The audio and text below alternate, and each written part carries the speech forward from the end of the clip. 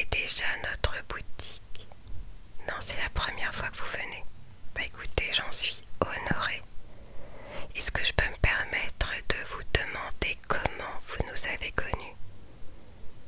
Par l'intermédiaire d'amis. Bah écoutez, vous les remercierez du fond du cœur de ma part. Alors racontez-moi tout. Est-ce que vous êtes juste là pour regarder un petit peu ce qu'on propose? Est-ce que vous avez une idée en tête? Ce serait pour un cadeau de Noël. Très bien. Effectivement, Noël approche.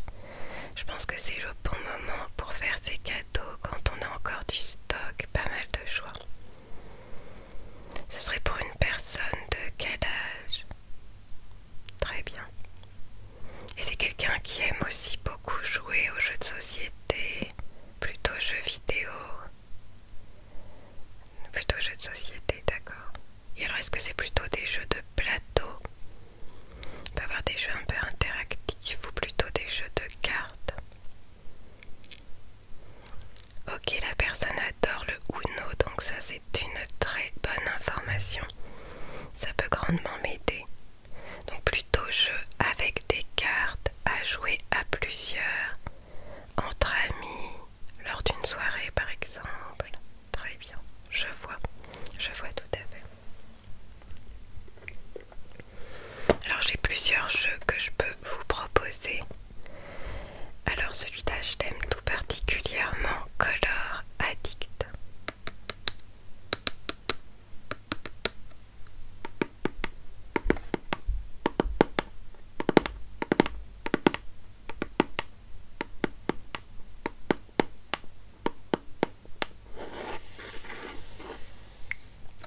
C'est un jeu alors à base de cartes, comme vous me disiez qu'il aimait les jeux de cartes.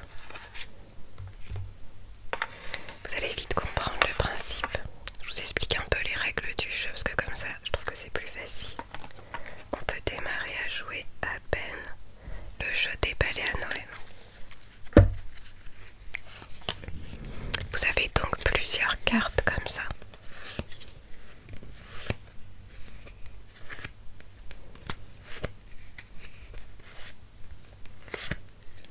Vous voyez qu'on a des cartes avec un mot lisible des deux côtés.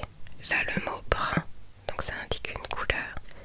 Mais en même temps, vous voyez que la couleur avec laquelle le mot est écrit ne correspond pas forcément à ce que veut dire le mot. Par exemple là c'est écrit en couleur grise le mot brun. Là vous avez le mot rose qui est écrit en gris. Des cartes joker qui peuvent remplacer n'importe quelle carte. La carte rouge qui est écrite en noir, etc.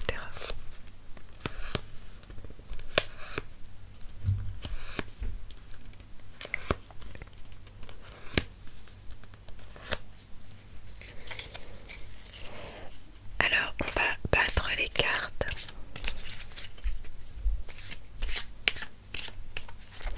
On va distribuer à chaque participant un certain nombre de cartes. Je crois que c'est 5 ou 6. Et puis ensuite on va en retourner une au-dessus de la pile. Et chaque participant, dans un jeu de rapidité, devra poser, dans ce cas-là, soit une carte qui est écrite en bleu, puisqu'on voit la couleur bleue, soit une carte où le mot rouge est écrit. Donc ça fait travailler un peu les méninges, il ne faut pas se tromper.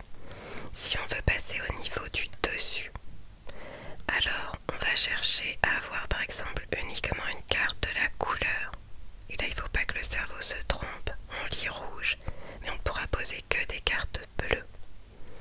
Ou à l'inverse, ça pourrait être des cartes uniquement avec la couleur rouge, parce qu'on lit ici que le texte indique rouge, mais le cerveau peut se tromper puisque c'est en couleur bleue.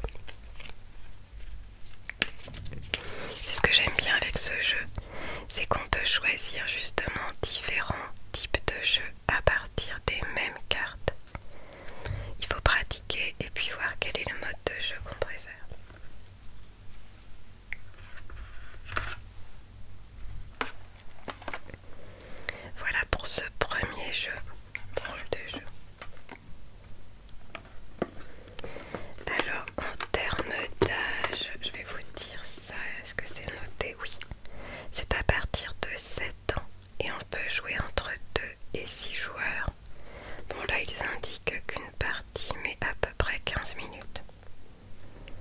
et ça a été fabriqué en France.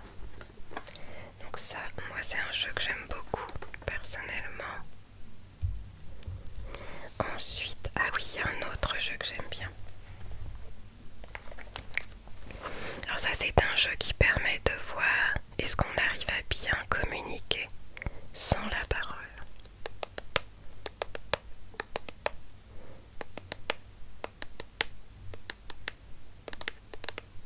C'est un jeu aussi pour voir si on se connaît bien, entre amis ou en famille.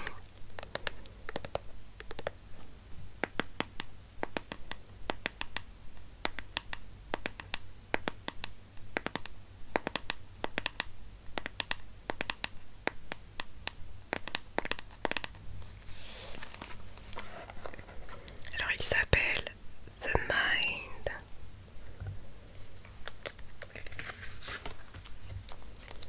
Alors comment ça va se passer? Vous avez d'un côté des cartes avec des numéros.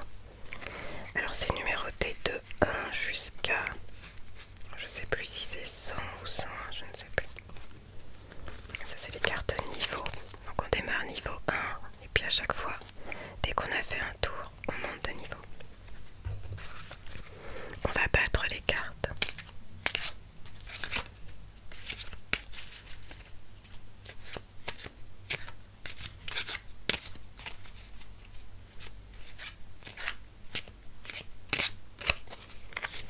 Et ensuite on va distribuer au début une seule carte à chacun, ça c'est le niveau 1.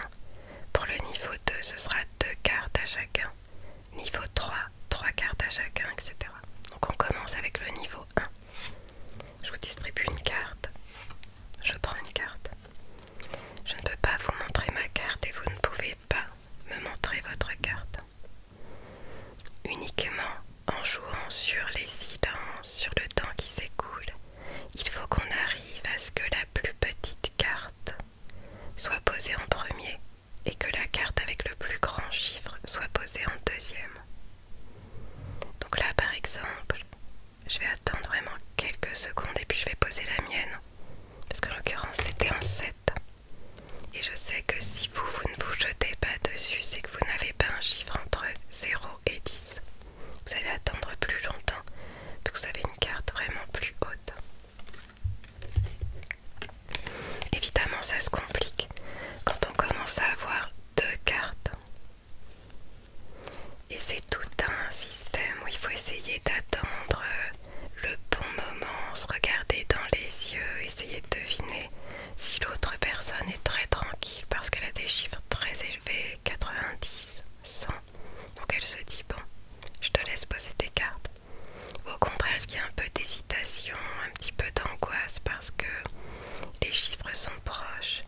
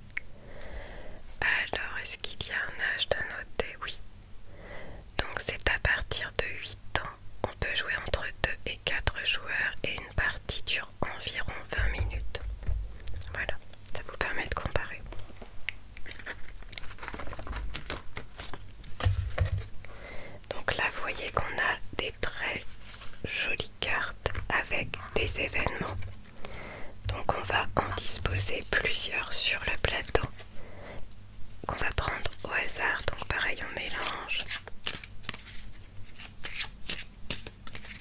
Ça fait un petit moment que je n'ai plus joué à celui-là. Mais donc dans mon souvenir on positionne, je crois que c'est 4 cartes si je dis pas de bêtises. Et on va demander à la personne de les mettre par ordre chronologique. Donc il faut arriver à se repérer dans le temps et à savoir quel est l'événement le plus ancien, quel est l'événement le plus récent. Par exemple l'apparition des dinosaures, les peintures rupestres, l'apparition des abeilles, alors parfois c'est un peu plus compliqué, l'achat de la Louisiane par les États-Unis, la première traversée de la Manche en ballon en montgolfière. Donc il y a vraiment des fois des créations. Ici c'est l'invention du degré Celsius. Parfois c'est des événements plus historiques, politiques. Ça va un petit peu dans tous les domaines. C'est pour ça que je disais que je trouve que ça fait aussi un test de culture générale. Parce qu'il faut arriver à savoir à peu près, pour certaines inventions, quand est-ce que ça fait sens qu'elles soient apparues sur Terre. Alors là c'est à partir de 8 ans, parce qu'évidemment il faut déjà connaître un petit peu quand même l'histoire, un certain nombre de choses. On est sur 2 à 6 joueurs et à peu près 20 minutes. Alors je dirais que ça dépend de l'âge des joueurs. Parfois j'ai fait des parties qui duraient 10-15 minutes. Mais c'était vraiment avec des gens qui connaissaient beaucoup l'histoire. Et puis parfois avec des enfants, on va prendre un peu plus le temps. C'est l'occasion d'ailleurs d'en apprendre un peu plus, de se renseigner sur justement ces événements, d'en parler avec eux. Je trouve que c'est joli. Les dessins sont sympas et puis ça peut faire un petit cours d'histoire un peu ludique, je dirais, par la même occasion. Donc très sympa. Ah et après, alors là je l'adore ce jeu là, il s'appelle le jeu du lama.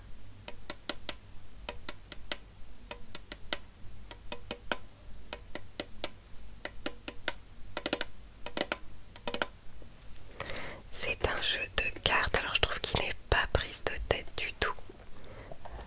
Hop. Il est un petit peu stratégique mais il est vraiment abordable à tous les âges, il est très très simple. Alors on prend un paquet de cartes.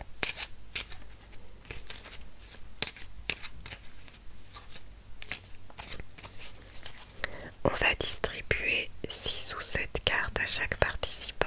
Alors les cartes elles se représentent comme ça. Les cartes elles sont numérotées de 1 à 6.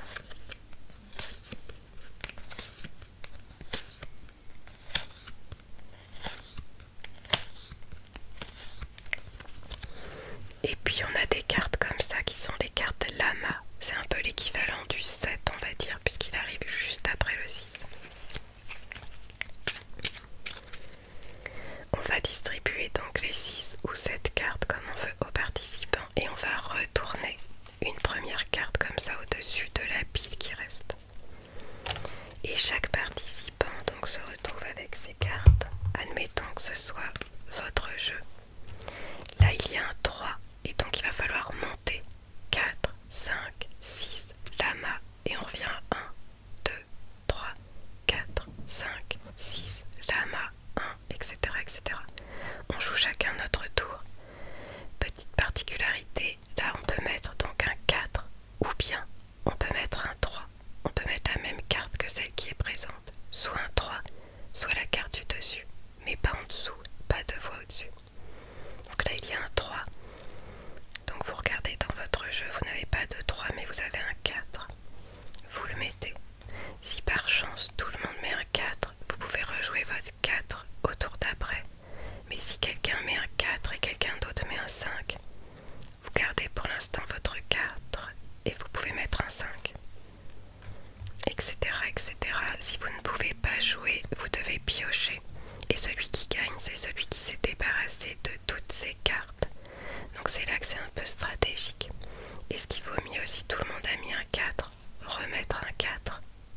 laisser la possibilité de mettre leur 4 également.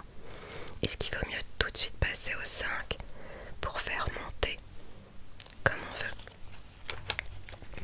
Et à la fin, donc celui qui a gagné, il a même le droit d'enlever un des jetons, un des points qu'il avait accumulés. Parce que ceux qui perdent, en revanche, on va faire la somme des points marqués sur les cartes qui lui restent dans sa main. Et c'est le nombre de points qu'il va avoir. Celui qui arrive à 40 points a perdu. Donc on peut faire plusieurs parties. Le premier qui arrivera à 40 points a perdu. Et le lama vaut 10 points. Donc vraiment les lamas, il faut essayer de s'en débarrasser le plus vite possible. Et dès que possible. Mais c'est là où certains vont prendre un malin plaisir à tout de suite mettre un 1 sur un lama pour empêcher les autres de se défausser de leur lama. Vu que c'est 10 points. On peut faire des petites stratégies comme ça pour contrer. Il y a donc des jetons. Les noirs symbolisent 10 points, les blancs 1 point. Comme ça, quand on a des cartes, donc à la fin, quand on a perdu, on va prendre les jetons pour symboliser les points qu'on a depuis le début de la partie. Et donc pour chaque tour, celui qui gagne, eh bien, il peut enlever un de ses jetons, un noir ou un blanc. Donc c'est un sacré avantage de gagner à chaque tour.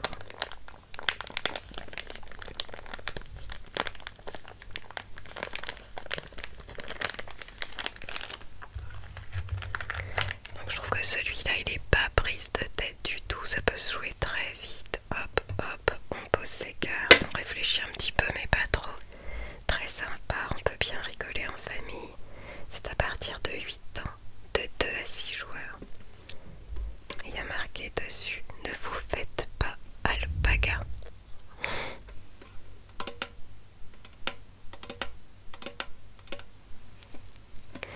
Voilà déjà pour un certain nombre de jeux de cartes. Est-ce qu'il y en a un ou plusieurs peut-être qui vous ferait plaisir et qui correspondrait pour ce cadeau de Noël? Timeline, ok. Oui, c'est vrai que celui-là, il y a le côté et un peu éducatif en même temps, donc c'est sympa. Et lama, ah oui, lama. Mais vous allez voir, entre amis ou en famille, on ne s'en lasse pas. Moi, ça fait un moment que j'y joue. Et à chaque fois, c'est le même plaisir. Très bien.